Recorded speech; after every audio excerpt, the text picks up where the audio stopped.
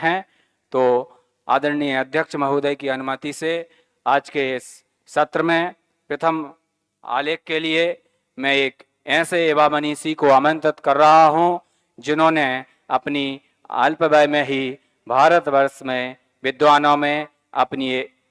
में एक अपना अहम स्थान बनाया है। ऐसे भाई डॉक्टर आनंद कुमार जी वाराणसी, जो काशी हिंदू विश्वविद्यालय वाराणसी में जैन दर्शन विभाग में असिस्टेंट प्रोफेसर के रूप में अपनी सेवाएं दे रहे हैं। काशी हिंदू विश्वविद्यालय में नियुक्ति होना एक बहुत बड़ी उपलब्धि होती है। देश का ही नहीं, एशिया का जाने माना एक बहुत ही प्रसिद्ध विश्वविद्यालय है। ऐसे उस विश्वविद्यालय में अपनी बहुमूल्य सेवाएं दे रहे जैन दर्शन के बहुत अच्छे युवा मनीषी डॉक्टर आनंद कुमार जी बनारस, जो मेरी भावना में आई सूक्तियों का वैशिष्ट इस विषय पर अपना आलेख यहाँ प्रस्तुत। भाई आनंद जी वाराणसी।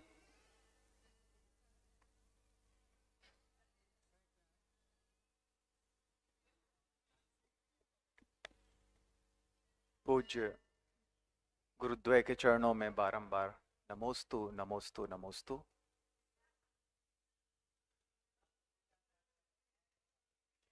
मूल नायक पार्श्वनाथ भगवान के चरणों में बारंबार नमोस्तु निवेदन करते हुए हम सभी को यह सौभाग्य प्राप्त हुआ कि मेरी भावना अनुशीलन राष्ट्रीय विद्वत संगोष्ठी इस विषय पर 2 दिवसीय इस ज्ञान यज्ञ का आयोजन लखनऊ की स्वसु पर श्री पार्श्वनाथ दिगंबर जैन मंदिर शहादतगंज जैन समाज के सहयोग उत्साह से पूज्य मुनिद्वय के चरणों में संभव हो सकी और देश के मूर्धन्य मनीषी इस राष्ट्रीय संगोष्ठी में उपस्थित हैं और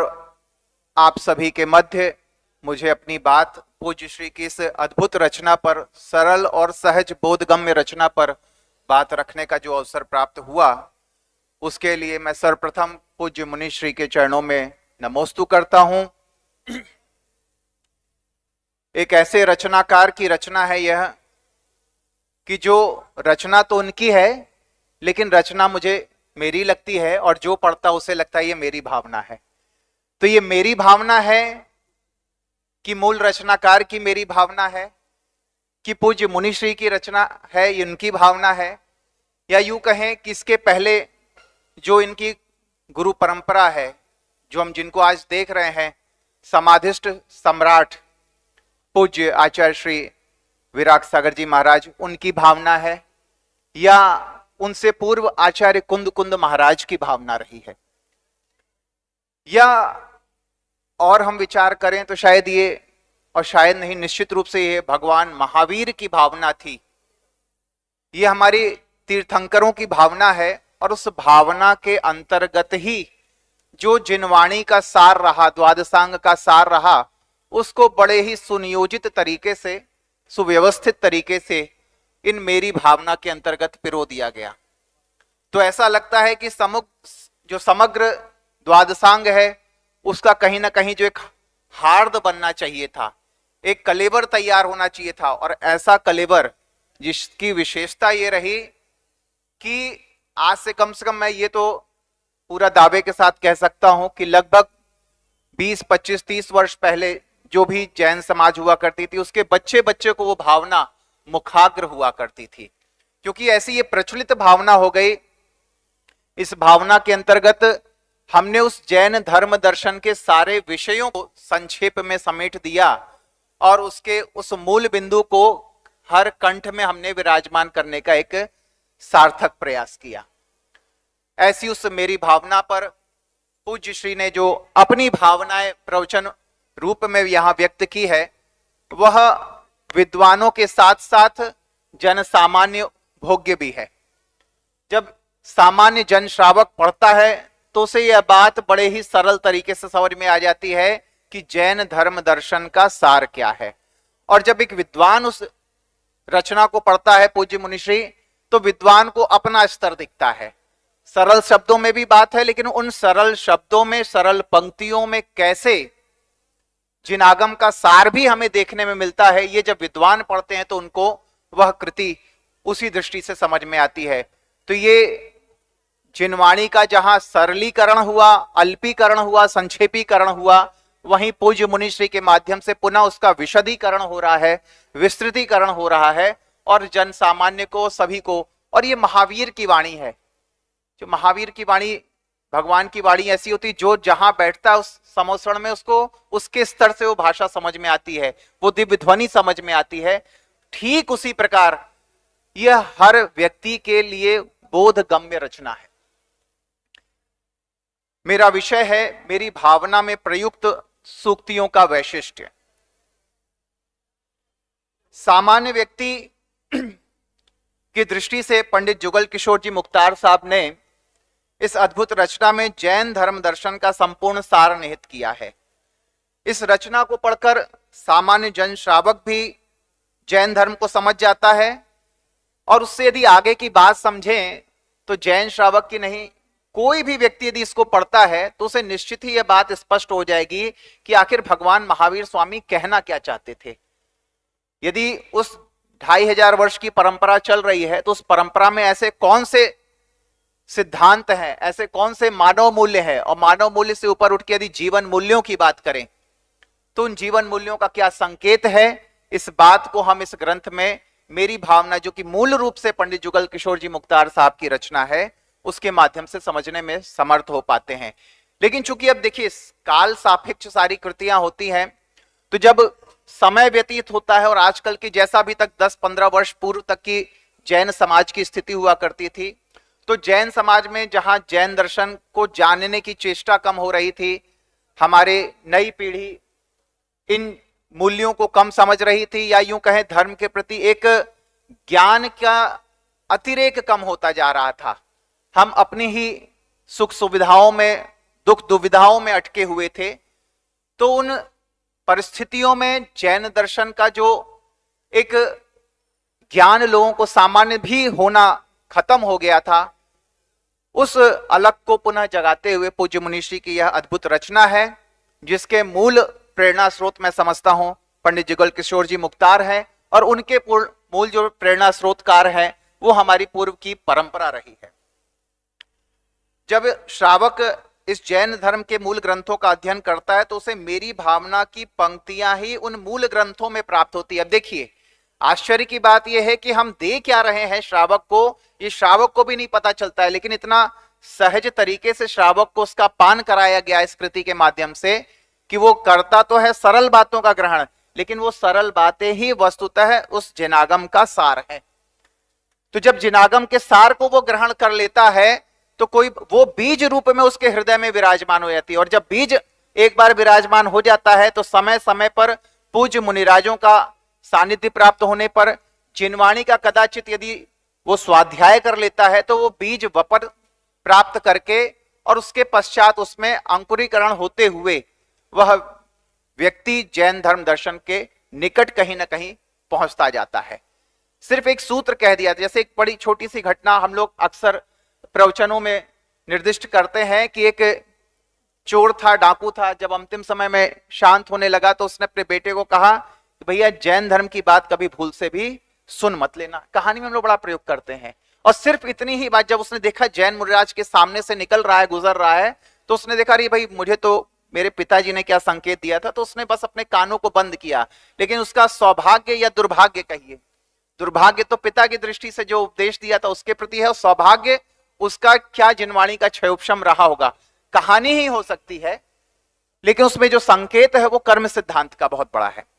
और उसके अंतर्गत होता ही है कि उसके कान में पैर में जैसे ही कांटा चुभता है तो उसको एक हाथ से अपना एक कान से हाथ हटाते हुए और उस कांटे को निकालने का जो प्रयास करना पड़ा, उतने में जिनवाणी की जो एक पंक्ति उसके कान में चली जाती है उससे उसका कल्याण है। तो ये जो पंक्तियां सरल रूप से, और उसमें भी जो मेरा विषय है कि सूक्तियों की चर्चा हो रही है। देखिए ग्रंथ तो याद नहीं होता है, एक दौर था जब पद्यात्मक रचनाएं होती थी और पद्यात्मक रचनाओं को याद करना अपेक्षाकृत बड़ा ही आसान होता है, लेकिन फिर एक वो भी दौर आया जब सूक्तियों को भी उसमें पिरोया जाने लगा, और पहले तो पद्य में ही वो सूक्तियां विद्यमान होती थी। हमारे वरिष्ठ विद्वानों के जो शोध के कार्य हैं, चाहे यशस तिलक चंपू पे रहा हो, चाहे आदरणीय प्रोफेसर जय कुमार जी जैन सर का शोध कार्य रहा हो, चाहे हमारे विद्वान जो है आदरणीय प्रोफेसर श्रेयांश कुमार जी सर उनका विद्वान, या जो भी हमारे यहाँ पर वरिष्ठ गरिष्ठ ज्येष्ठ विद्वान बैठे हुए, इन्होंने उस ग्रंथों में से सूक्तियों को भी निकाला है। क्योंकि सूक्ति की तो परिभाषा यही है कि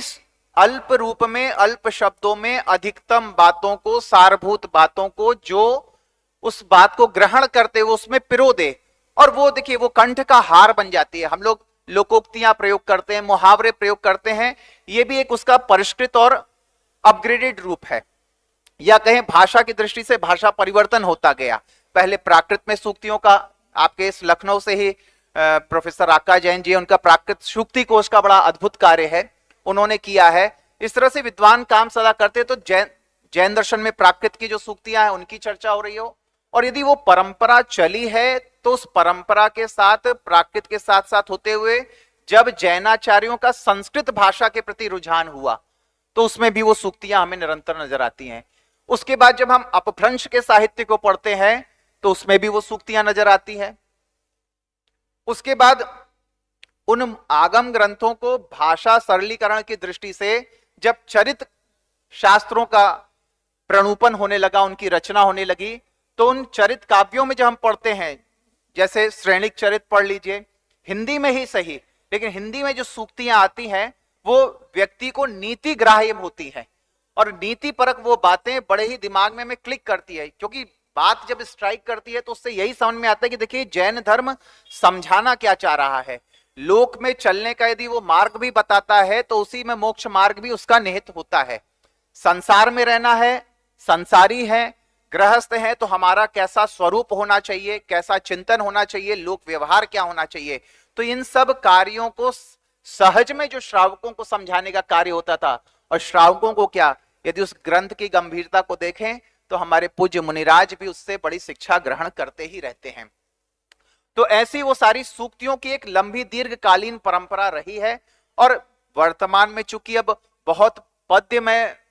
बातों को समझ पाना थोड़ा कठिन होता है, दुरूह होता है, तो ऐसे में मैं समझता हूं कि पूज्य मुनि श्री सुप्रभ सागर जी महाराज श्री ने जो इस ग्रंथ का प्रणयन किया, उस ग्रंथ को उन्होंने पूर्ण रूप से गद्यात्मक लिखा, और गद्य में लिखते हुए उन्होंने सूक्तियों को भी गद्य में ही पिरो दिया। और उसका पूरा आधार जो है वो मूल रूप से जो रचनाकार जुगल किशोर जी साहब कृत मेरी भावना है, उस मेरी भावना की एक एक पंक्ति, एक एक शब्द पर, एक एक पद्य पर, एक एक चरण पर जो पूज्य श्री ने विचार किया है वो निश्चित ही विचारणीय है, और हम सभी श्रावकों के लिए अनुकरणीय है। जब अनुकरण की बात आती है तो उसका प्रारंभ चिंतन से ही होता है। अब जब चिंतन करते हैं तब हमारी प्रवृत्ति कहीं ना कहीं, क्योंकि चिंतन हमें श्रद्धान की ओर ले जाता है, जब श्रद्धान हमारा प्रबल होगा तो वो आचरण की ओर हमें उन्मुख करेगा। तो ऐसी इस तमाम विशेषताओं को, क्योंकि जितना चिंतन करेंगे उतना ही विषय में से उद्भूत होता हुआ नजर आता है, और मैं समझता हूं ये सरल रचना भी हमारे लिए एक चिंतन का बहुत अच्छा उपाय है, और इसके माध्यम से हम अपने आप को लाभान्वित महसूस निश्चित रूप से करते ही रहते हैं। भारतीय साहित्य के प्रणूपन में आचार्यों ने, रचनाकारों ने समय समय पर ग्रंथों का पारायण करते हुए पदे पदे सूक्तियों का आश्रय लिया है। जब रचना हो रही है तब भी उनका ध्यान होता है कि क्या सूक्ति बनाएं। जब वे उसका पारायण करते हैं तो उसमें से मूल बात को ग्रहण करने के लिए सूक्तियों को अंडरलाइन कर लेते हैं, और उसका प्रयोग प्रवचन में होता है। और प्रवचन से लेकर के मैं कहता हूं कि जब उनकी आगामी रचना होती है तो उस रचना पर भी उस सूक्ति का बहुत ही गहरा प्रभाव होता है। तभी जब हम लोग शोध के क्षेत्र में यहाँ विद्वान उपस्थित हैं, विद्वानों को तो बड़ा ही सहज बात है, श्रावकों का ध्यान आकृष्ट करना चाहूंगा कि जब शोध कार्य होता है तो हम यही देखते हैं। जब मैं इस रचना को पढ़ रहा था तो ऐसा कहीं नहीं लग रहा था कि मैं कुंद कुंद आचार्य की वाणी से कहीं पृथक महसूस कर रहा हूं। वो वाणी मुझे साथ साथ चलती हुई पैरेलल नजर आ रही थी। जैसे लग रहा था कि इस ग्रंथ में आचार्य कुंद कुंद वर्तमान के उस रचनाकार का, उस मोक्ष मार्ग में प्रवृत्त हो चुके, आगे निरंतर बढ़ रहे उन मुनिराज का मार्गदर्शन करते हुए चल रहे हैं। तो यह विशेषता इस ग्रंथ की रही है और उसकी पूरी बागडोर पूर्वाचार्यों और उन पूर्वाचार्यों की बागडोर पूज्य महावीर स्वामी के उस प्रवचन से जुड़ी हुई है। जैन आचार्यों की यह विशेषता संपूर्ण साहित्य जगत में उन्हें विशिष्ट स्थान प्रदान करती है। भले ही वह अपनी रचनाओं में कितने ही लौकिक प्रयोग करते हुए दिखें, किंतु उन सभी प्रयोगों का उद्देश्य ग्रंथ के अंत में या ग्रंथ को अंत की ओर ले जाने वाले प्रत्येक प्रसंग में अध्यात्म का पुट निरंतर प्रदान करना है। ठीक उसी प्रकार मुनि श्री 108 सुप्रभ सागर जी महाराज की इस रचना में प्रयुक्त सूक्तियां लोक की वास्तविकता से अवगत कराते हुए अध्यात्म का परिचय प्रस्तुत करती हैं। क्योंकि प्रवेश करने से आज हर व्यक्ति या तो धर्म को समझता नहीं है, या तो धर्म वही तेजी से फैल रहा है जो खिलवाड़ बन चुका है। बड़ी समझने वाली बात है, जहां धर्म खिलवाड़ हो गया है वो तो बड़ी तेजी से, और जहां पर अभी भी उसमें कोई सारभूत बात है, वह धर्म निश्चित रूप से अभी भी उस बात को, अपनी बात को कहने में थोड़ा सा कठिनाई तो महसूस करता है। लेकिन उन सारी कठिनाइयों को यदि किसी कृति से हम सहज बोध कर पा रहे हैं, तो उसमें पूज्य आचार्य विराग साहब जी महाराज की परंपरा में जो भी इस समय मुनिराज हो रहे हैं, रचनाकार हो रहे हैं, चिंतनकार हो रहे हैं, जैसा कि पूज्य आचार्य विशुद्ध सागर जी महाराज की हम सारी रचनाओं को देखते हैं, उन रचनाओं में हमारे निश्चित ही ध्यान चला जाता है कि सारे ग्रंथ प्रवचनात्मक हैं और बीच बीच में हमारे आचार्यों का पुट है। तो पहली पंक्ति जो मैंने इसमें पढ़ी वो बड़ी महत्वपूर्ण सूक्ति है, गुरु को चित्त में उतार लो, चित्र तो दीवार पे लटके होंगे। क्योंकि हमें ये लगता है कि ये चित्रों को हमने लगा लिया है और इससे हमारा मार्ग प्रशस्त हो रहा है। तो पूज्य श्री ने इस बात को बड़ा अच्छे से यहाँ पर गौर फरमाया है कि चित्त को, गुरु को चित्त में उतारना अत्यंत आवश्यक है। क्योंकि जब गुरु को चित्त में हम नहीं उतार पाते हैं, मात्र उनके बाह्य देख रहे हैं, उनकी उस अंतरंग की भावना को नहीं हम समझ पा रहे हैं, या समझ भी रहे हैं तो स्वयं एक छलावा करते हुए हम बाहर से कि हाँ हम बड़े धार्मिक हैं। क्योंकि धार्मिक होना और धर्म का एक आलंबन लेते हुए उसका मात्र बाह्य आचरण करना, इन दोनों में बाह्य आचरण से कल्याण तो संभव नहीं है। बाह्य आचरण को तो हमने द्रव्यलिंग मान लिया है, लेकिन द्रव्यलिंग के बिना भावलिंग भी संभव नहीं है। यह मूल बात जो है तो श्रावकों की दृष्टि से है कि श्रावक तो क्या करता है कि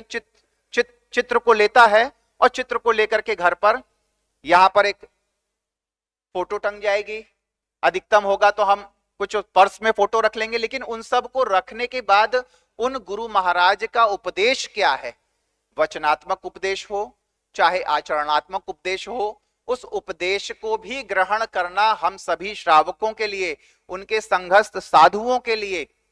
अत्यंत आवश्यक है। तो चित्र को सिर्फ यदि बाहर स्थित करेंगे तो उससे तो बेहतर है यदि हम उनके आचरण रूपी चित्र को, उनकी भाव भंगिमा को यदि हृदय में विराजमान कर लेते हैं तो हम ज्यादा उसमें निर्देश प्राप्त कर सकते हैं और हमारा कहीं ना कहीं मोक्ष मार्ग भी प्रवृत्त होता है। इस सूक्ति को पढ़ने के परिप्रेक्ष्य में मैं समझता हूं कि उपदेश तो सदैव सुनते रहते हैं, और यदि गुरु महाराज का एक चित्र घर पर लग जाएगा तो हमारा कल्याण हो जाएगा। जो एक भावना है, ये भावना अच्छी है। जैसे मंदिर भी एक सीमा तक ही हमारे लिए प्रेरणा का स्रोत है, लेकिन हम यदि मंदिर जाने की आदत डाल लेंगे तो वो मंदिर जाना सिर्फ आदत होने के बाद यदि उसमें कोई विकास नहीं होता है तो हमारा अवरोध हो जाता है, वहां से पतन होने की संभावना रहती। निरंतर जब दर्शन करते हैं तो हमारे मन में निरंतर वैसे भावों की उत्पत्ति होनी चाहिए कि नहीं, पिछले बार जो दर्शन किया था, जो मैंने संदेश प्राप्त किया था भगवान का, उससे मुझे कुछ आगे बढ़ना है। तो ऐसी तमाम पंक्तियां हैं। एक बड़ी महत्वपूर्ण बात जो आज के परिप्रेक्ष्य में है उसको समझना बड़ा आवश्यक है। जीवन में कितनी ही विपरीत परिस्थितियां हो, समता भाव रखना वास्तव में सही साम्य भाव धन है। तो ये जो अंतिम पंक्ति है कि वास्तव में यही साम्य भाव धन है, इसकी तो बहुत ही आवश्यकता है। क्योंकि समता को छोड़ करके, क्योंकि हम तमाम उपलब्धियों में लगे हुए हैं, यश वैभव की चाह में लगे हुए हैं, लेकिन उस यश वैभव की चाह करना गलत नहीं है। यहां बड़ी अच्छी बात आती है जो भाव में पूज्य श्री का समझ पा रहा हूं कि इस सूक्ति पर विश्वविद्यालय में उच्च स्तरीय शोध जो हो रहे हैं वो भी बड़ी बड़ी शोध संस्थाओं में हो रहे हैं। हम लोग अक्सर देखते हैं, अपने शोध छात्रों को विषय देते हैं तो उसमें विषय देते हैं कि आप समता पर, जैन धर्म या कंपैरेटिव स्टडी करते हुए भारतीय परंपरा में समत्व भाव का, समता का क्या उद्देश्य है। हमारे यहाँ तो साधु का और जो श्रावक का जीवन है वो उसका प्रारंभ ही शुरुआत दिन से हो रही है, जो वो समता से हो रही है, सामायिक से प्रारंभ हो रहा है। समता भाव उनका धारण करना, असी प्रहारण, अर्घावतारण, जो भी चर्चा हो रही है वो सब समत्व की ओर ही हमको ले जाने का बार बार निर्देश कर रही है। प्रत्येक व्यक्ति धन की लोलुपता के कारण ईर्ष्यावशात आगे बढ़ने की इस अंधाधुंध दौड़ में एक दूसरे से आगे निकलने में लगा हुआ है, और दकियानुसी विचारधारा हमको इस आधुनिकता की ओर ले जाने के लिए प्रेरित करती है। लेकिन जब हम आगे तो बढ़ते हैं लेकिन पीछे छूट क्या रहा है इस ओर कभी ध्यान नहीं जाता है। जब यहां ध्यान जाता है तो वो स्थिति तब बनती है जब हम उस आधुनिकता के उस जंजाल में फंस जाते हैं, और जंजाल में फंसने के बाद पूज्य मुनिश्री तब याद आता है कि क्या करें। तो जब वो किसी साधक के पास पहुंचता है, किसी अनुभवी व्यक्ति के पास पहुंचता है, तो यही कहता है कि भैया समता भाव रखो। हमें ये देखना नहीं है कि हम कितने आगे निकले, हमें ये भी देखना आवश्यक है कि हम क्या किसी को धक्का देकर के आगे बढ़े हैं। तो समता भाव, क्योंकि हम जितना भी आगे बढ़ेंगे उसके भी आगे एक बहुत लंबी कतार खड़ी हुई है, इसलिए समता भाव से हम अपने भावों को बिना विचलित किए, जितनी हमारी क्षमता है जिसमें हम अपने राग द्वेष परिणामों को सीमित रख सके, उस बात को रखना समझना बड़ा आवश्यक है। और एक संक्षेप में बात कहूंगा कि देव शास्त्र गुरु पर सच्ची श्रद्धा रखोगे तो जीवन बदल सकता है। पहले तो मैंने विचार किया कि सूक्ति में ऐसा क्या है कि सकता प्रयोग करना पड़ा। भाई देव शास्त्र गुरु पर यदि सच्ची श्रद्धा रहेगी तो कल्याण तो होना निश्चित ही है, लेकिन फिर तथ्य समझ में आया कि ये सक जो प्रयोग हो रहा है, सकना, इसमें हमें अपने पूर्व कर्मों को, क्योंकि जो हमने पूर्व कर्म किए हैं उनका तो फल भोगना ही पड़ेगा, तो वहां पर देवशास्त्र गुरु रूपी प्रबलतम निमित्त भी हमारे कर्म के उस परम तीव्र उदय के कारण उस समय हमारे लिए उतना सहायक नहीं होता है जितना होना चाहिए था।